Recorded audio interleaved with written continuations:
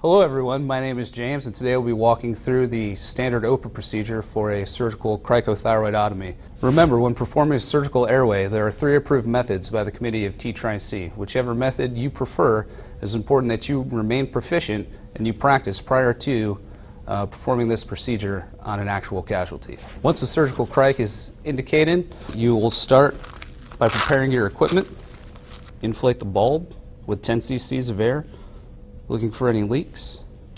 Ensure you have your scalpel close by. And then you'll use the head tilt chin lift method to visualize the larynx. From there, with your non-dominant hand, you'll place the larynx in between your thumb and first finger and then palpate for the cricothyroid membrane. Once you have your site selected, you'll prep with either an alcohol wipe or iodine.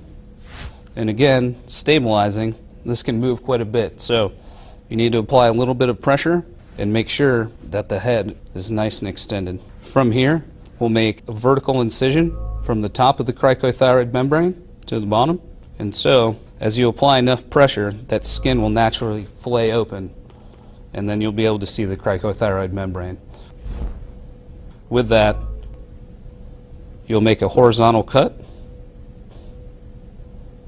and you will place your trach hook. And I'm using anterior pressure to open up the trachea so that way you can visualize the trachea. From there, you'll grab your cric, place it in, pushing posteriorly, and as I insert the tube into the trachea, I remove the cric hook. Once the cric is inserted, you'll go ahead and inflate the tube with 10 cc's of air. So once your tube is in place and you've inflated the cuff, suction to ensure that the lumen is clear. You look at the tube, you confirm if you have misting on the tube or bilateral rise and fall of the chest if the patient is unresponsive. If you have someone to help you, you'll secure a BVM and use a stethoscope. You'll listen to the epigastric region as well as visualize bilateral rise and fall of the chest and listen to both lung fields. Once you've confirmed a compliant airway, you'll go ahead and secure tube to the patient. And once you've secured your cric, you will reassess your intervention, monitor SpO2, and document all casualty care on a DD Form 1380.